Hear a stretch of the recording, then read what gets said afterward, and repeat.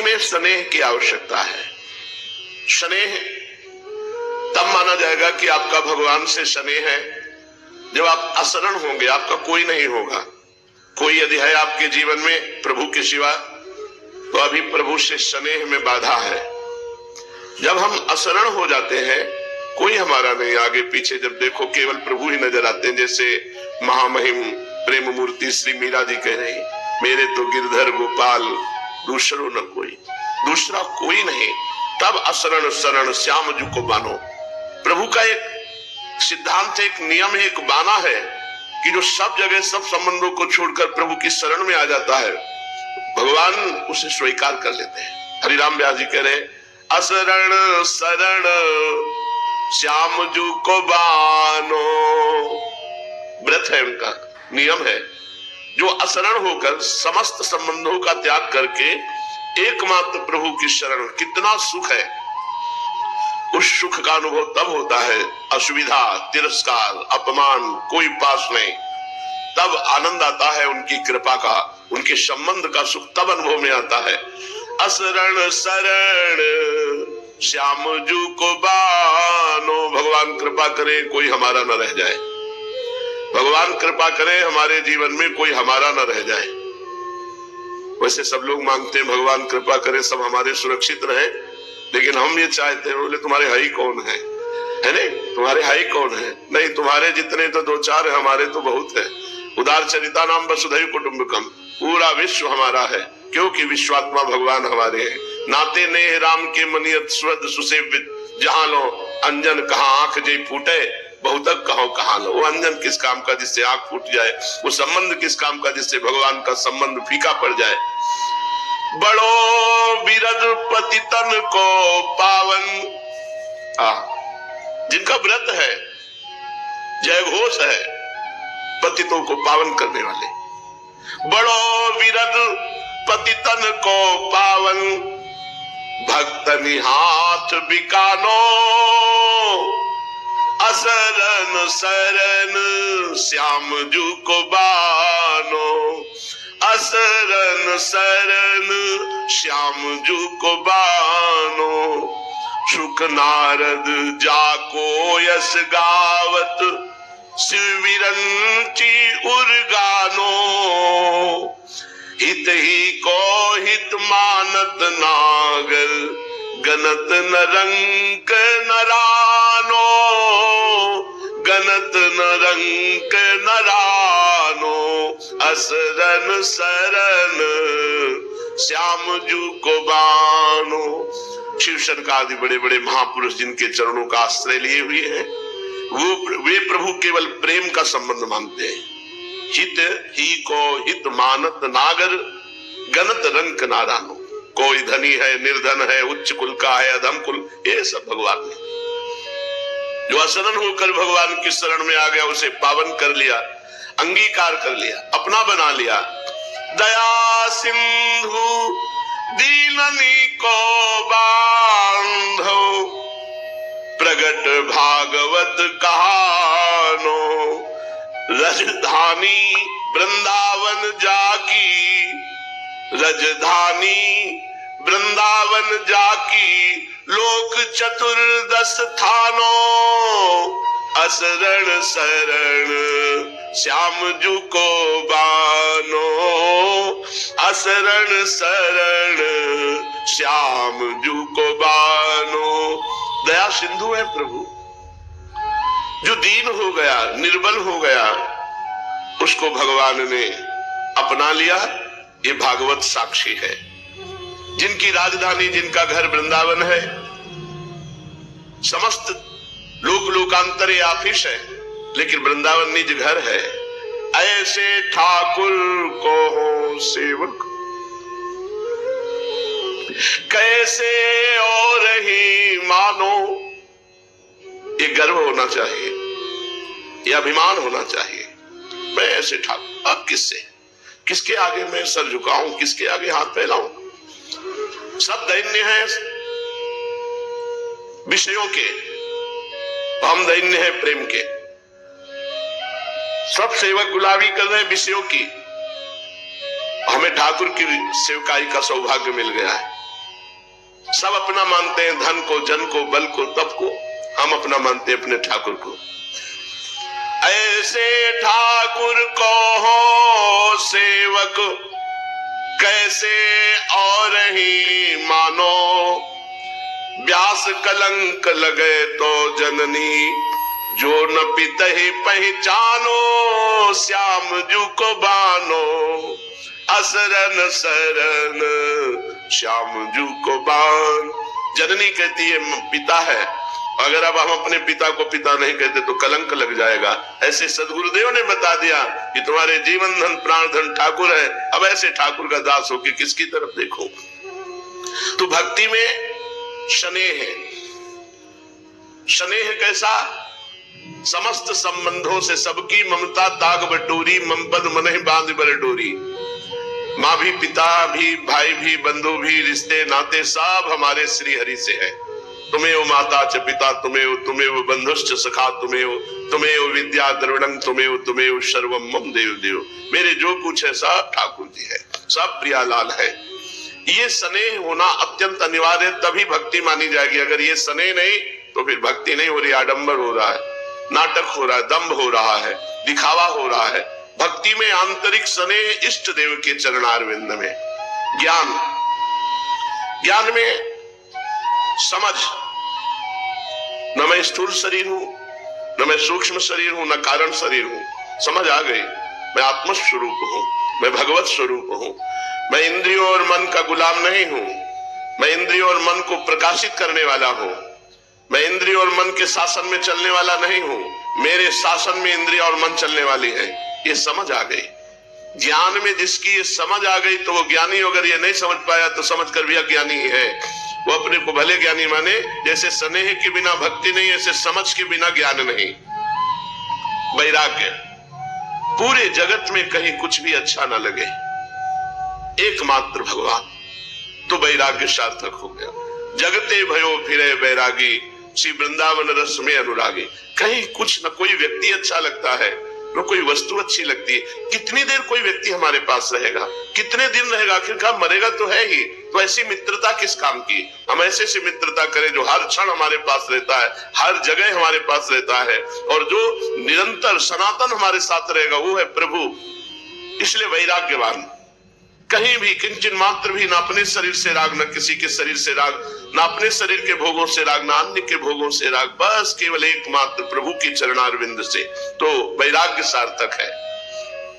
स्नेह बिना भक्ति, समझ के बिना ज्ञान और भगवत समर्पण के बिना वैराग्य व्यर्थ माना गया है। साधक अपने को देखे कि हम जी रहे हैं, जीने के लिए सब कुछ है। व्यापार, नौकरी जो भी कर रहे हो ये जीने के लिए है, लेकिन जी किसके लिए रहे हो? जी किसके लिए? इस प्रश्न का उत्तर अपने से पूछो। तुम पढ़ाई लिखाई करके बड़ी अच्छी नौकरी, बड़े अच्छे पदों में गए हो, उसका उद्देश्य क्या है? रुपया मिलना, प्रतिष्ठा मिलना, सम्मान मिलना, ये जीने के लिए है। तो जी किसके लिए रहे हो? अगर उत्तर आवे भगवान के लिए तो सही जी रहे हो, और अगर भगवान के लिए उत्तर तुम्हारे हृदय में नहीं आ पाया तो जीते जी मृतक तुल्य तुम्हारा जीवन है। जिन हरि भगति हृदय नहीं आनी, जीवित सब समान ते प्राणी। जो जीते जी भगवान को अपना नहीं माना, भगवान की भक्ति नहीं की, तो जीता हुआ वो मुर्दे के समान जीवन व्यर्थ व्यतीत कर रहा है। हम जी रहे कौन के ताई?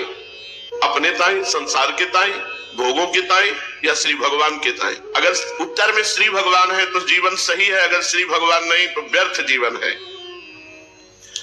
भक्ति में 3 क्रिया होवे, पहले सेवा, फिर स्नेह, फिर समर्पण।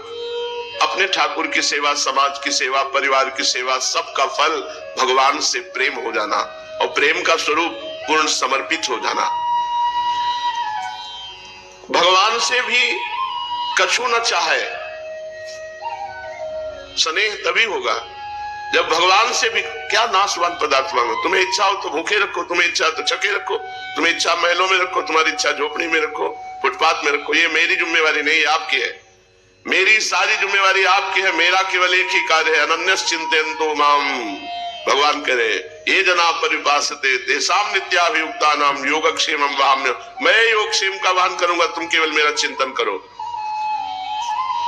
साधक कछु न चाहे और कछु न राखे अपनो, सब भगवान को समर्पित कर दे। भगवान से कछु न चाहे और सब कुछ अपनो भगवान को समर्पित कर दे और कछु न राखे। अपने स्नेह वाली न कोई वस्तु है, न व्यक्ति है, न स्थान है, सब श्री भगवान का है और भगवान से कुछ चाह नहीं, तो बहुत जल्दी प्राणनाथ वाके हृदय में स्फुरित हो जाए। बहुत जल्दी भगवान उसके हृदय में साक्षात्कार करा देते हैं। समय को इतना लगन पूर्वक अपनी साधना में लगाए दो कि साधना में अवकाश न मिले कि अब भाई हमारा काम हो गया, अब हम तुम्हारी छुट्टी, घंटे 2 घंटे 4 घंटे हम मनोरंजन कर सकते नहीं। अगर साधक से पूछा जाए कि तुम्हारे पास कब समय है, हम आपसे मिलना चाहते हैं, तो उसका उत्तर होना चाहिए समय ही नहीं है, हमारे पास 1 मिनट समय नहीं है। हाँ, अगर हम आपको समय देंगे तो अपनी दिनचर्या को बाधित करके समय देंगे। अवकाश साधक को अनर्थ को मूल है। समय साधक को नष्ट कर दे है और समय साधक को उठाई दे है। साधक के पास किसी अन्य के लिए समय ही नहीं होना चाहिए, है ही नहीं हमारे पास समय। हमारी साधना में हमारे पास 1 मिनट भी खाली समय नहीं है, तो वो साधक अध्यात्मवान है। और जो ये कि गुरु जी ने कहा 11 माला कर लो, इसके बाद फुर्सत हमारी 12 पद 84 जी के पढ़ना, 11 माला गुरुमंत्र के करना, इसके बाद फुर्सत, वो साधक नहीं है, वो साधक नहीं। उसको जो फुर्सत मिली उस फुर्सत में वो असाधन करेगा और भ्रष्ट हो जाएगा। इसलिए समय ही अनर्थ को मूल है, जो खाली समय साधना से है। इतना अपने समय को बांध लेना चाहिए कि साधना में हमारे पास 1 मिनट, और सही पूछो, अपने पास 1 मिनट टाइम नहीं है। 1 मिनट ना सोने का टाइम है और ना किसी से बात करने का टाइम है। वो तो जबरदस्ती शरीर को सोने की प्रक्रिया में जाना पड़ता है। नहीं, टाइम नहीं है कि चलो हम सो जाएं। 9-10 बज जाते हैं और 1 बजे सबको फिर जाना है, तो बीच में यही जो विश्राम है, विश्राम दिन में कोई विश्राम नहीं है। 1 मिनट टाइम नहीं। अपने साधक किसी से बात भी नहीं करते, किसी से मिलने का टाइम नहीं, किसी संगोष्ठी का टाइम नहीं। अगर टाइम है तो बेईमान साधक है, वो अपने जीवन में बेईमानी कर रहा है। इतना विजी जीवन हो जाना चाहिए कि 1 मिनट हमें टाइम न मिले। जब तक भगवत प्राप्ति न हो जाए, साधक को गुरु की परतंत्रता, साधु समाज की परतंत्रता, शास्त्रों की परतंत्रता स्वीकार करे तो वो स्वतंत्र हो जाएगा। साधक को बहिर्मुखी बनाए हुए है यही समय, खाली समय बहिर्मुखी। खाली समय चलो उनके पास बैठ जाते हैं, चलो टीवी देख लेते हैं, चलो अमुक का, हमारे पास समय नहीं। ऐसी दिनचर्या की समय ही नहीं है। नेत्रन को अंतर्मुखी रखो, नेत्रन को बाहर बहुत ज्यादा देखने में मत लगाओ। कानन को अंतर्मुखी रखो, बाहर तब करो जब भगवान की चर्चा हो रही हो या नाम कीर्तन हो रहा हो। काहू के आचरणों को मत देखो, कौन क्या कर रहा है मत देखो, नहीं तो दोष दर्शन हो जाएगा। दोष दर्शन हुआ तो वही दोष तुम्हारे अंदर आ जाएगा। भगवान श्री कृष्णचंद्र जी उद्धव जी के पूछने पर पूजा विधि का वर्णन बता रहे हैं कि साधक कैसी पूजा करे जिससे हमको प्राप्त हो। तो 2 प्रकार की पूजा पद्धतियां बताई, एक तांत्रिक और एक वैदिक मंत्रों के द्वारा। लेकिन अपनी वृंदावन की जो पूजा है, ये पूजा ही नहीं है, ये सेवा है। और ये है भावोत्सव, ये न तांत्रिक है न वैदिक है, ये भावोत्सव है। जब भाव जैसा उठा, लाडली लाल को दुलार कर रहे, न वेद मंत्रों का यहाँ प्रवेश है न तंत्र का प्रवेश है। यहाँ भाव के द्वारा 8 पैरष्टयाम सेवा होती है। तांत्रिक और वैदिक सिद्धांत। उपासक पहले पूजा की सामग्री इकट्ठी कर ले, फिर इस प्रकार कुशा बिछाए कि कुशा के अगले भाग पूर्व की ओर हो। आज तक हमें यहाँ दिशा पता नहीं चली, हमें दिन का पता नहीं, कौन सा दिन, सच्ची कह रहे, तारीख का पता नहीं, आज तक दिशा का पता नहीं चला। ये कौन सी दिशा बैठे हम? भगवान कह रहे हैं कि पूर्व की ओर कुशा का अग्रभाग करके बिछावे, तदनंतर उत्तर की ओर मुंह करे, और अचल प्रतिमा हो तो उसके सामने बैठना चाहिए। जैसे अचल प्रतिमा है तो सामने बैठना। फिर पूजा कार्य प्रारंभ करे, पहले अंगन न्यास कर ले, फिर करन न्यास कर ले, फिर मूर्ति में मंत्र न्यास करे। प्रतिमा में पहले जो समर्पित सामग्री उसको हटा ले, पोंछ दे। इसके बाद जल से भरे हुए कलश और प्रोक्षण पाद आज की पूजा गंध पुष्प आदि से करे। प्रोक्षण पात्र के जल से पूजा सामग्री और अपने शरीर को पवित्र करे। तदनंतर पाद्य, अर्घ और आचमन के लिए 3 पात्रों में कलशे में जल भर कर रख ले, उनमें पूजा पद्धति के अनुसार सामग्री डाले। पाद्य पात्र में आचमन के लिए 3 पात्रों में कलशे में जल भर कर रखे, और जो पाद्य पात्र है उसमें सांवे के दाने, दूब, कमल, विष्णुक्रांता, चंदन, तुलसी दल, और अर्घ पात्र में गंध, पुष्प, अक्षत, जौ, कुश, तिल, सरसों, दूब, आचमन पात्र में जायफल, लौंग ये डाले। इसके बाद पूजा शुरू करें। ये वृंदावन धाम है महाराज, यहाँ सब नहीं, यहाँ तो प्रेम की उपासना है। इसीलिए वृंदावन की लीला मत समझो गुरु को चिल्लाया, ऋषि मुनि गए हाथ जपे जा राधे राधे। इसके बाद पूजा करने वालों को चाहिए कि तीनों पात्रों को क्रमशः हृदय मंत्र, शिरो मंत्र, शिखा मंत्र से अभिमंत्रित करके अंत में गायत्री मंत्र से तीनों को अभिमंत्रित करे। इसके बाद प्राणायाम के द्वारा, प्राणवायु भावनाओं के द्वारा शरीरस्थ अग्नि के शुद्ध हो जाने पर हृदय कमल में परम सूक्ष्म और श्रेष्ठ दीप शिखा के समान मेरी जीव कला का ध्यान करे। बड़े बड़े ऋषि मुनि ओमकार, आकार, उकार, मकार, बिंदु, नाद, इन 5 कलाओं के अंत में उसी जीव कला का ध्यान करते हैं। वो जीव कला आत्म स्वरूपिणी है। जब उसके तेज से सारा अंतःकरण और शरीर भर जाए तब मानसिक उपचारों से मन ही मन उसकी पूजा करनी चाहिए।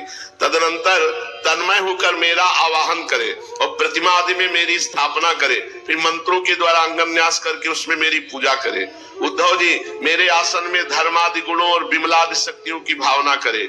आसन के चारों कोनों में धर्म, ज्ञान, वैराग्य, ईश्वरी रूप 4 पाए हैं। अधर्म, अज्ञान, अवैराग्य और अनैश्वर्य ये चारों दिशाओं में डंडे हैं। सत्व, रज, तम रूप 3 पट्टरियों की बनी हुई पीठ है। विमला, उत्कर्षणी, ज्ञाना, क्रिया, योगा, प्रभि, सत्या, ईशाना, अनुग्रह, ये 9 शक्तियां विराजमान है। उस आसन पर एक अष्टदल कमल है, उसकी कर्णिका अत्यंत प्रकाशमान है। पीली पीली केसरों की छटा निराली हो रही। आसन के संबंध में ऐसी भावना करके पाद्य, आचमनी, अर्घ आदि उपचार प्रस्तुत करे।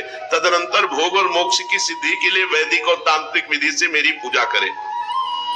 सुदर्शन चक्र, पांचजन्य, शंख, कौमोदकी, गदा, खड्ग, बाण, धनुष, हल, मूसल, इन 8 आयुधों की पूजा करें। 8 आयुधों की पूजा करें। कौस्तुभ मणि, वैजंती माला, श्रीवत्स चिन्ह की वक्षा स्थल में यथास्थान पूजा करे।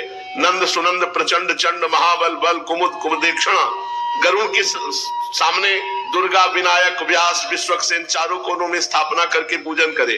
बाईं ओर गुरु की यथाक्रम पूर्वा। अरे बहुत विचित्र लीलाएं हैं, सेवा, पूजा, मंत्र, और सबका फल है प्रेम, और प्रेम की उपासना है। पूर्व दिशा में इंद्र आदि 8 लोकपालों की स्थापना करके प्रोक्षण, अर्घ, ध्यान और क्रम से उनकी पूजा करनी चाहिए। प्रिय उद्धव यदि सामर्थ्य हो तो प्रतिदिन चंदन, खस, कपूर, केसर, अर्घादि सुगंधित वस्तुओं द्वारा सुवासित जल से मुझे स्नान कराए। उस समय सुवर्ण घर्म इत्यादि, सुवर्ण घर्मानुवाक, जितम ते पुंडरीकाक्ष इत्यादि महापुरुष विद्या, शास्त्र शीर्षा पुरखाहा इत्यादि पुरुष सूक्त, इंद्रम